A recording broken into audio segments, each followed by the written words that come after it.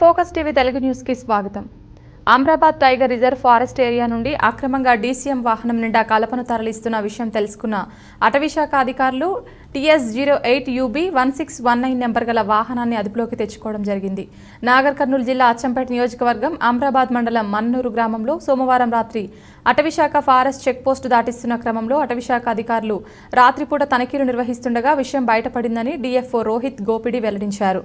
అక్రమంగా డీసీఎం నిండా కలపను తరలిస్తున్న క్రమంలో అటవీశాఖ అధికారులు గమనించి డీసీఎం నిండా కవరు కప్పుకొని వెళుతున్న విషయాన్ని తెలుసుకొని ముందస్తుగా అటవీశాఖ అధికారులు చెక్పోస్ట్ దగ్గర ఉండి తనిఖీలు నిర్వహిస్తున్న అక్రమంగా తరలిస్తున్న వాహనాన్ని అదుపులోకి తీసుకోవడం జరిగిందన్నారు. గతంలో కూడా ఇదే వాహనంపై కేసు నమోదైందని DFO రోహిత్ గోపిటి తెలిపారు.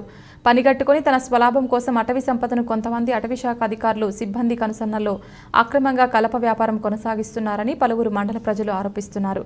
గోప్యంగా పంట పొలాల్లో స్మగ్లింగ్ చేస్తున్న వాహనాన్ని ఉంచడం తెలుసుకున్న విలేకరులు సంఘటనా స్థలానికి చేరుకుని DFOను ఇటు విషయంపై వివరణ కోరగా అక్రమంగా తరలిస్తున్న వాహనానికి సహకరించిన వారు ఎవరైనా ఉపేక్షించేది లేదన్నారు.